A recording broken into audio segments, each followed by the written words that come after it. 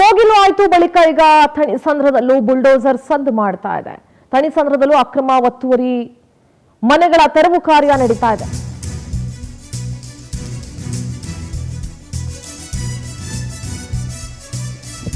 ಅಕ್ರಮ ಒತ್ತುವರಿ ಮನೆಗಳ ತೆರವು ಕಾರ್ಯ ನಡೀತಾ ಇದೆ. ಕೋಗಿಲು ನಂತರ ಅಕ್ರಮವಾಗಿ ನಿರ್ಮಿಸಿದಂತಹ 200ಕ್ಕೂ ಹೆಚ್ಚು ಮನೆಗಳ ಮಾರ್ಕಿಂಗ್ ಮಾಡಲಾಗ್ತಾ ಇದೆ. ಥಣಿಸಂದ್ರದಲ್ಲಿ 36 ಮನೆಗಳನ್ನ ತೆರವು ಮಾಡಿದ್ದು ಬಿಡಿಎ ವಿರುದ್ಧ ಅಲ್ಲಿನ ನಿವಾಸಿಗಳ ಆಕ್ರೋಶ ವ್ಯಕ್ತಪಡಿಸ್ತಾ ಇದ್ದಾರೆ.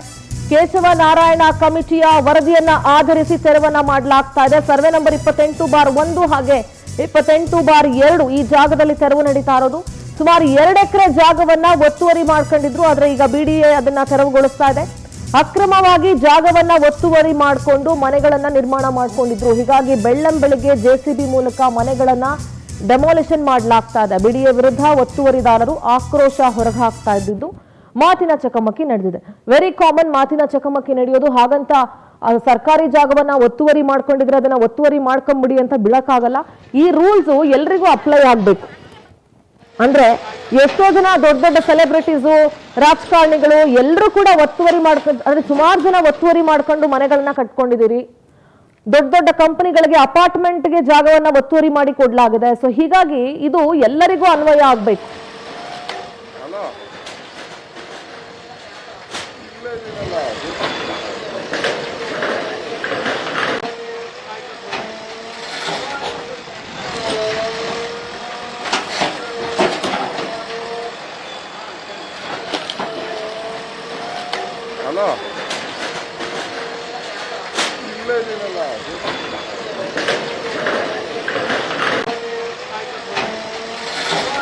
ಒತ್ತುವರಿ ಮಾಡ್ಕೊಂಡಿದ್ರು. ಎಲ್ಲೆಲ್ಲಿಂದ ಬಂದ್ರು, ಏನು ಎತ್ತ ಅನ್ನೋದ್ರ ಬಗ್ಗೆ ಇನ್ನೂ ಮಾಹಿತಿ ಕಂಪ್ಲೀಟ್ ಆಗಿ ಗೊತ್ತಾಗಬೇಕಾಗಿದೆ.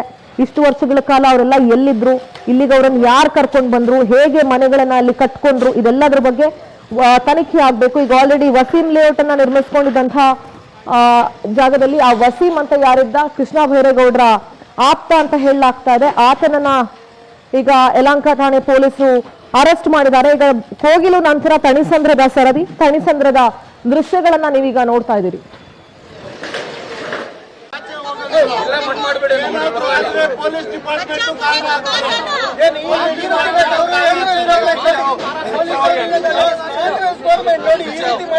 ಇದಕ್ಕಿಂತ ಬಿಜೆಪಿ ಗೌರ್ಮೆಂಟ್ ಒಳ್ಳೇದಿತ್ತು.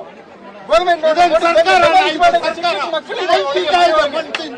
ಮಾಡಕ್ಕೆಲ್ಲ ರೆಡಿ ಮಾಡ್ಕೊಂಡಿದ್ದಾರೆ. ಒಂದ್ ದಿವಸ ಟೈಮ್ ಕೊಡಿ ಇದಕ್ಕೆ ಕೊಡ್ತಾ ಇಲ್ಲ. ಏನಕ್ಕೆ ಟೈಮ್ ಕೊಡ್ತಿಲ್ಲ?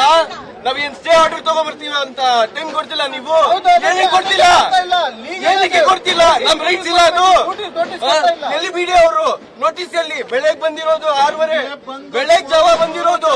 ಎಲ್ಲ ನಮ್ ಟೈಮ್ ಸೆಟಲ್ ಮಾಡಕ್ಕೆ ಅರ್ಧ ಗಂಟೆ ಕೊಟ್ರೆ ಸಾಕಾ? ಮನೆ ಖಾಲಿ ಮಾಡಕ್ಕೆ ಎಲ್ಲಿ ತಗೊಂಡು ಹೋಗ್ರಿ?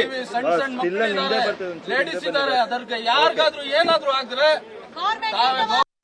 ಹೋಯ್ತು. ನಾವ್ ಏನ್ ಮಾಡೋದು?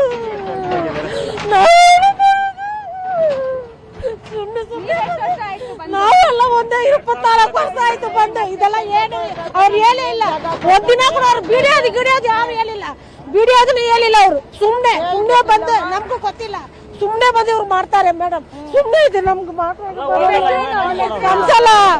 ಕಮ್ಸಲ್ಲ ನಮ್ದೆಲ್ಲ ಎಲ್ಲ ನಮ್ದು ಹೋಯ್ತು. ನಾವ್ ಏನ್ ಮಾಡೋದು?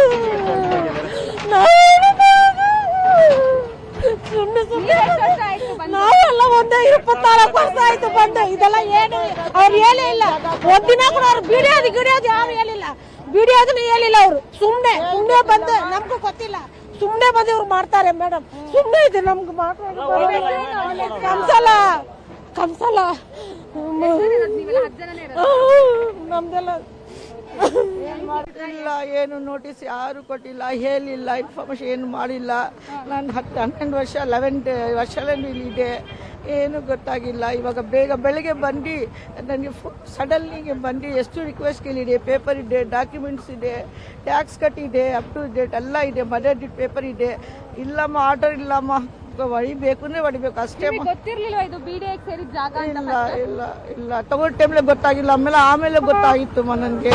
ಯಾವಾಗ ಗೊತ್ತಾಯ್ತು ನಿಮಗೆ? ಇವಾಗ 3 ವರ್ಷ ಇಲ್ಲಿ ಗಲಾಟೆ ಆ ತರ ಬಂದಿದ್ದು. ಆವಾಗ 4 ವರ್ಷ ಗೊತ್ತು.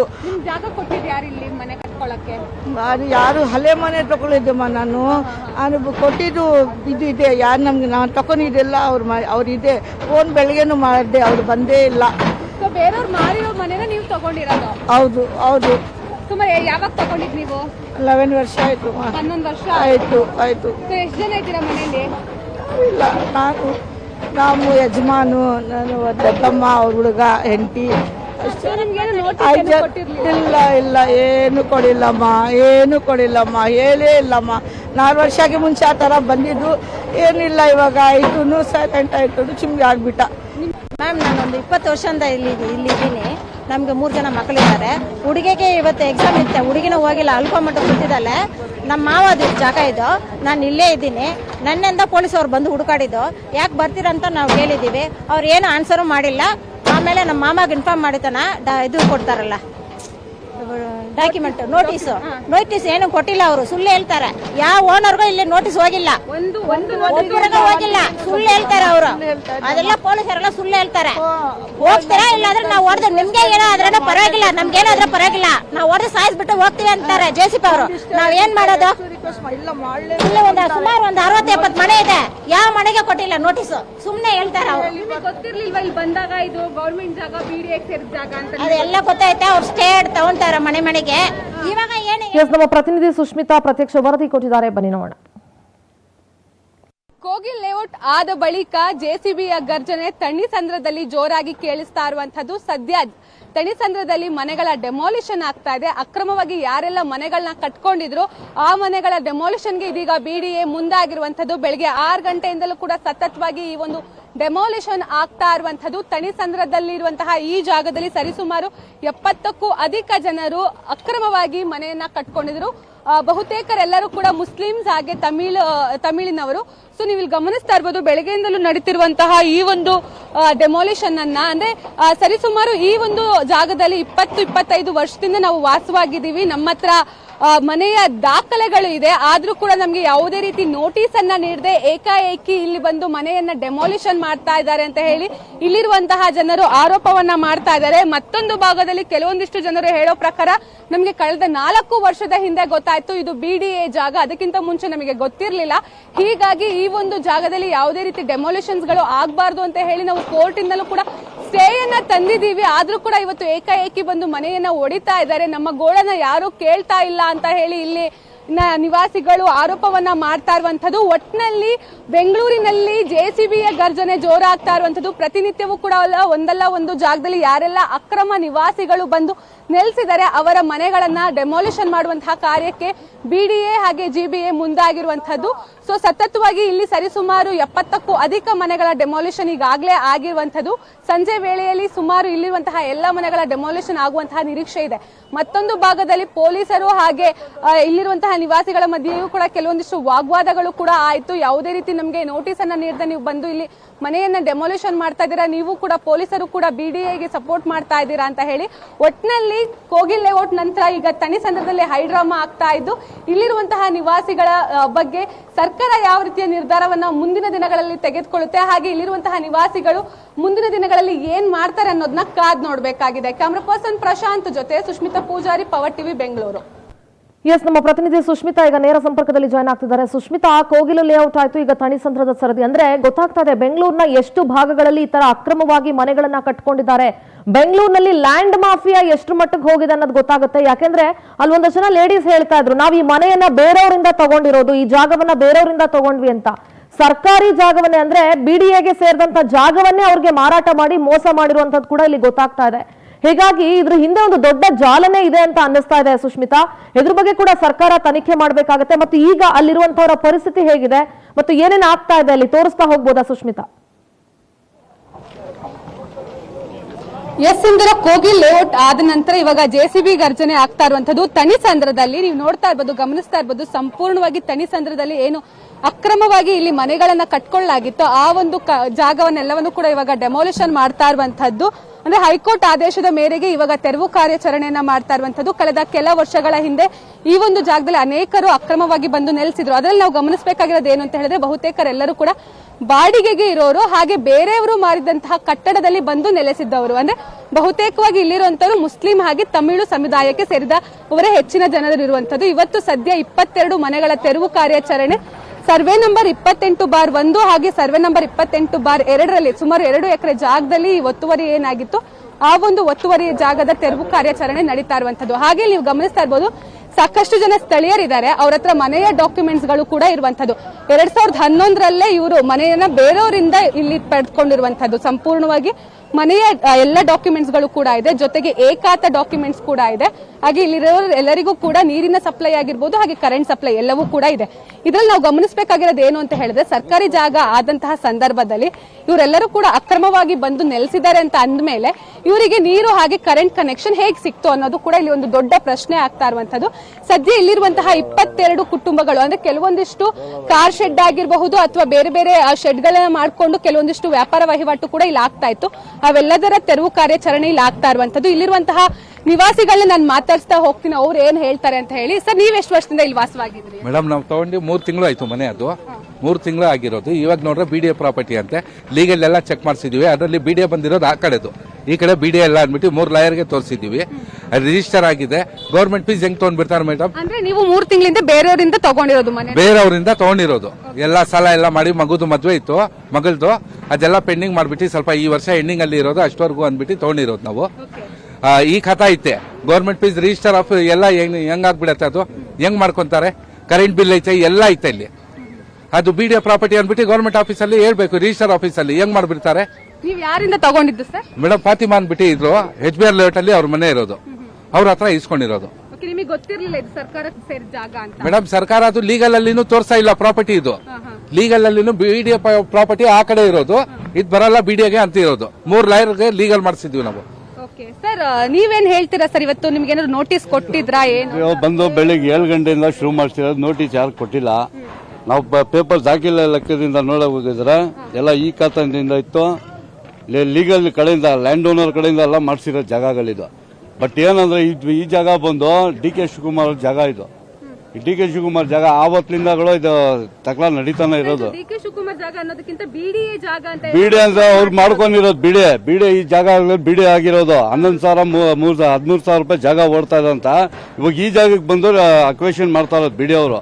ಅರ್ಥ ಆಯ್ತಾ? ಇವಾಗ ಕೋಗಿಲ್ ಬೆಳವಣಿಗೆ ಏನ್ ಮಾಡ್ಬೇಕಂತ ಮಾಡ್ಬಿಟ್ಟು ಬುಲ್ಡೋಸರ್ ಬಿಡ್ಬೇಕಂತ ಈ ಕಡೆ ಬಂದಿರೋದು ಮುಸ್ಲಿಂ ಏರಿಯಾ ಕಡೆ.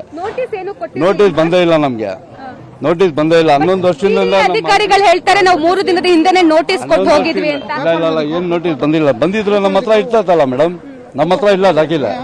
ಎಲ್ಲ BDA ಅವ್ರ ನೋಟಿಸ್ ಕೊಟ್ಟಿದ್ರೆ ನಮ್ಮ ಹತ್ರ ಇರ್ಬೇಕಿತ್ತು, ಏನ್ ಬಂದ್ ಕೊಟ್ಟಿಲ್ಲ. ಏಕಾಏಕಿ ಬಂದ್ಬಿಟ್ಟು 7 ಗಂಟೆಗೆ ಬೆಳಿಗ್ಗೆ ಒಂಚೂರು ಮನೆಯಿಂದ ಸಾಮಾನ್ಯತೆ ಕೊಟ್ಟಿಲ್ಲ. ಖಾಲಿ ಮಾರ್ರಿ ಅಂತ ಹೇಳ್ಬಿಟ್ಟು ಡೆಮಾಲಿಷನ್ ಮಾಡಿರೋದು ಜಾಗಗಳು. ಮೇಡಮ್, ನೀವೇನ್ ಹೇಳ್ತೀರಾ? ಎಷ್ಟು ವರ್ಷ ಆಯ್ತು ನೀವು ಬಂದು? 12 ವರ್ಷ ಆಗ್ತಾ ಇದೆ ಅಮ್ಮ. ನಿಮಗೆ ಗೊತ್ತಿರ್ಲಿಲ್ವಾ? ಇಲ್ಲ ಓನರು ಇಲ್ಲ, ಗೊತ್ತಾಗಿಲ್ಲ. ಇಲ್ಲ ನೀವ್ ಯಾರಿಂದ ತಗೊಂಡಿದ್ ಜಾಗ? ಅದು ಯಾರು ರಫಿ ಒಂದು ಇವರಿದ್ದಾರೆ, ಲ್ಯಾಂಡ್ ಸೇಲ್ಸ್ ಮಾಡ್ತಾ ಇದ್ದೆ, ಅವ್ರ ಹತ್ರ ಹೋಗಿ ತಗೊಂಡಿದ್ದೆ ಮೇಡಮ್. ನಿಮ್ಮ ಮನೆಗೆ ಕರೆಂಟ್ ಕನೆಕ್ಷನ್ ಅಲ್ಲ ಇದೆ, ಟ್ಯಾಕ್ಸ್ ಇದೆ, ಮರ್ಡರ್ ಡಿಡ್ ಎಲ್ಲ A to Z ಈ ಖಾತಾ ಎಲ್ಲ ಮಾಡಿದೆ. A to Z April tax ಕಟ್ಟಿದೆ ಎಲ್ಲ. ನೋಟಿಸ್ ಇಲ್ಲ, ಏನು ನೋಟಿಸೇ ಬಂದಿಲ್ಲ. ಸಡನ್ಲಿ ಬಂದು ಆ ತರ ಡೆಮಾಲಿಷನ್ ಮಾಡಲೇಬೇಕು. ನಾವು 6 ಜನ ಇದೆ. ನಿಮ್ಗೆ ಏನಾದ್ರು ನೋಟಿಸ್ ಕೊಟ್ಟಿದ್ರೆ? ಇಲ್ಲ ನಮ್ಗೆ ಏನ್ ಕೊಟ್ಟಿಲ್ಲ ಮೇಡಮ್. ಏಕಾಏಕ ಬೆಳಗ್ಗೆ ಬಂದು ಹಿಂಗ್ ಮಾಡಿರೋದು, ಏನ್ ಮಾಡೋದು ಸರ್? ಅಂದ್ರೆ ಇವಾಗ BDA ಅಂತಲ್ಲ, ಯಾವ್ದಾದ್ರು ಸರ್ಕಾರಿ ಜಾಗದಲ್ಲಿ ನಾವು ಮನೆ ಕಟ್ಕೊಳ್ತೀವಿ ಅಂದ್ರೆ ಅದು ಅನಧಿಕೃತ ಜಾಗನೇ ಆಗಿರುತ್ತೆ. ಇದು ನಿಮಗೆ ಗೊತ್ತಿರ್ಲಿಲ್ವಾ? ಸುಮಾರು ಎಷ್ಟು ಜನ ಇದ್ದೀರಾ ಇಲ್ಲಿ? ಇಲ್ಲಿ 60 ಜನ ಇದ್ದಾರೆ ವಾಸ ಮಾಡ್ಕೊಂಡು. 60 ಜನ. 60 ಜನಕ್ಕೂ ಗೊತ್ತಿಲ್ಲ. ಒಂದ್ ಮಸ್ಜಿದಿ ಒಂದ್ ಬಿಟ್ರೆ ಬೇರೆ ಎಲ್ಲ ಹೊಡ್ಕೊಂಡ್ ಬಂದಿರೋದು. ಇಲ್ಲಿ ಮಸ್ಜಿದಿ ಐತೆ, ಆ ಮಸ್ಜಿದಿ ಬಿಟ್ರೆ ಮಿಕ್ಕಿದೆಲ್ಲ ಹೊಡ್ಕೊಂಡ್ ಬಂದಿರೋದು. 60 ಜನ ವಾಸ ಮಾಡಿದ್ದಾರೆ ಇಲ್ಲಿ. ಇವಾಗ ಸುಮಾರು ಇಲ್ಲದ 40 ಮನೆಗಳು ಇದ್ ಮಾಡಿದ್ದಾರೆ. ಇವಾಗ ಪೂರ್ತಿ ಈ ಲೈನ್ ಎಲ್ಲ ಹೊಡೆಯಕ್ ಬರ್ತಾ ಇರೋದು. ಇವಾಗ ಲಂಚ್ ಟೈಮ್ ಅಂತ ಬ್ರೇಕ್ ಮಾಡ್ಕೊಂಡು ಹೋಗಿದ್ದಾರೆ. BDA ಅಧಿಕಾರಿ ಯಾರು ಬಂದು ನಮ್ಮ ಹತ್ರ ಮಾತಾಡ್ತಾ ಇಲ್ಲ. ಅವ್ರುಗಳು ಬಂದು ಮಾತಾಡ್ತಾ ಇಲ್ಲ. ನಮ್ಮ ಲೋಕಲ್ MLA ಕೃಷ್ಣ ಬೈರೇಗೌಡ ಅವರು 15 ವರ್ಷ ಆಯ್ತು ಇಲ್ಲಿ ಬಂದವರು, 15 ವರ್ಷ. ನಾವು ಮುಸ್ಲಿಂ ನಮ್ಮ ಕಡೆಯಿಂದಾನ ನಮ್ಮ ಕಾನ್ಸ್ಟಿಟ್ಯೂನ್ಸಿಂದಾನ ಗೆಲ್ಸಿರೋದು ಅವ್ರಿಗೆ. ಇನ್ನೂವರೆಗೂ ನಮ್ಮ ಕಡೆಯಿಂದ ಬಂದು ಏನಾಗಿದೆ ಎಂತ ಒಂದು ಸುಖ ದುಃಖ ಏನ್ ಮಾತಾಡಕ್ ಬಂದಿಲ್ಲ ನಮ್ಮ ಕಡೆ. ಸಿಂಧೂರ ಇಲ್ಲಿರುವಂತಹ ನಿವಾಸಿಗಳು ಇದನ್ನ ಹೇಳ್ತಾ ಇರುವಂತದ್ದು. ಮತ್ತೊಂದು ಭಾಗದಲ್ಲೂ ಕೂಡ ನೀವು ಗಮನಿಸ್ತಾ ಇರಬಹುದು, ಸಂಪೂರ್ಣವಾಗಿ ಒಟ್ಟು ಇಲ್ಲಿ 22 ಕಟ್ಟಡಗಳು ಅಂದ್ರೆ ಮನೆ, ಕಾರ್ ಶೆಡ್ ಜೊತೆಗೆ ಕೆಲವೊಂದಿಷ್ಟು ಅಂಗಡಿಗಳೇನಿತ್ತು ಅವೆಲ್ಲವನ್ನೂ ಕೂಡ ಇಲ್ಲಿ ತೆರವು ಮಾಡ್ತಾ ಇರುವಂತದ್ದು. ಬಿಡಿಎ ಅಧಿಕಾರಿಗಳು ಹೇಳೋ ಪ್ರಕಾರ ಕಳೆದ 3 ದಿನದ ಹಿಂದೆಯೂ ಕೂಡ ಅವರು ನೋಟಿಸ್ ಅನ್ನ ಪ್ರತಿಯೊಂದು ಮನೆಯ ಗೋಡೆಗೂ ಕೂಡ ನಾವು ಅಂಟಿಸಿ ಹೋಗಿದ್ದೀವಿ, ಆದ್ರೂ ಕೂಡ ಇವರು ಯಾವುದೇ ರೀತಿ ಇಲ್ಲಿ ಮನೆಯನ್ನ ಖಾಲಿ ಮಾಡುವಂತಹ ಪ್ರಸಂಗಕ್ಕೆ ಹೋಗಿರ್ಲಿಲ್ಲ. ಹೀಗಾಗಿ ಇವತ್ತು ನಾವು ಬಂದು ಮನೆಯನ್ನ ತೆರವು ಮಾಡ್ತಾ ಇದೀವಿ ಅಂತ ಹೇಳಿ ಕೋಟ್ಯಾಂತರ ಸುಷ್ಮಿತಾ, ನನ್ನ ಧ್ವನಿ ಕೇಳಿಸ್ತಾ ಇದ್ರೆ ನೋಡಿ, ಅವ್ರು ಹೇಳ್ತಾ ಇದ್ರು ಕೃಷ್ಣ ಬೈರೇಗೌಡರು ಇಲ್ಲಿ ಲೋಕಲ್ MLA ಒಂದ್ಸಲನೂ ಬಂದಿಲ್ಲ ಅಂತ ಹೇಳ್ತಾ ಇದ್ರು. ಕೃಷ್ಣ ಬೈರೇಗೌಡರ ಕಾನ್ಸ್ಟಿಟ್ಯೂಯನ್ಸಿಯಲ್ಲೇ ಯಾಕೆ ಈ ತರ ಅಕ್ರಮವಾಗಿ ಬಂದು ಮನೆಗಳನ್ನು ಕಟ್ಕೊಂಡಿದ್ದಾರೆ ಇಷ್ಟಿಷ್ಟು ವರ್ಷದಿಂದ, ವಿತ್ ಎಲೆಕ್ಟ್ರಿಸಿಟಿ, ವಾಟರ್ ಕನೆಕ್ಷನ್, ಎಲ್ಲಾ ಕನೆಕ್ಷನ್ಗಳು ಅವ್ರಿಗೆ? ನಿಜ ಸಿಂಧೂರ, ಎಲ್ಲೋ ಒಂದ್ ಕಡೆ ಒಂದ್ ರೀತಿಲಿ ಇದು ಒಂದು ದೊಡ್ಡ ಪ್ರಶ್ನೆ ಕಾಡ್ತಾ ಇದೆ. ಯಾಕಂತ ಹೇಳಿದ್ರೆ ಕೋಗಿಲ್ ಲೇಔಟ್ ಆಗಿರ್ಬಹುದು, ಜೊತೆಗೆ ತಣಿಸಂದ್ರ ಆಗಿರ್ಬಹುದು, ಎರಡೂ ಕೂಡ ಕೃಷ್ಣ ಬೈರೇಗೌಡ ಅವರಿಗೆ ಸೇರಿರುವಂತಹ ಒಂದು ಸ್ಥಳ, ಅಂದ್ರೆ ಅವರ ಒಂದು ವ್ಯಾಪ್ತಿಯಲ್ಲಿ ಬರುವಂತಹ ಜಾಗ ಇದೆ, ಎರಡೂ ಕೂಡ ಆಗಿದೆ. ಈ 2 ಜಾಗದಲ್ಲಿ ನಾವು ನೋಡ್ದಂಗೆ ಅತಿ ಹೆಚ್ಚಾಗಿ ತಮಿಳು ಹಾಗೆ ಮುಸ್ಲಿಂ ಸಮುದಾಯದವರೇ ಅತಿ ಹೆಚ್ಚಾಗಿ ಇಲ್ಲಿ ವಾಸ ಮಾಡ್ತಾ ಇರುವಂತದ್ದು. ಜೊತೆಗೆ ಇವರೆಲ್ಲರೂ ಕೂಡ ಅಕ್ರಮವಾಗಿ ಬಂದು ನೆಲೆಸಿದ್ದಾರೆ. ಹೇಳೋದೇನು ಅಂತ ಹೇಳಿದ್ರೆ, ನಮ್ಗೆ ಯಾರೋ ಒಬ್ರು ಜಾಗ ಕೊಟ್ರು, ಆ ಒಂದು ಜಾಗದಲ್ಲಿ ನಾವು ಮನೆ. ಥ್ಯಾಂಕ್ ಯು ಸುಷ್ಮಿತಾ, ನಿಮ್ಮೆಲ್ಲ ಡೀಟೇಲ್ಸ್ಗಾಗಿ ಥ್ಯಾಂಕ್ ಯು.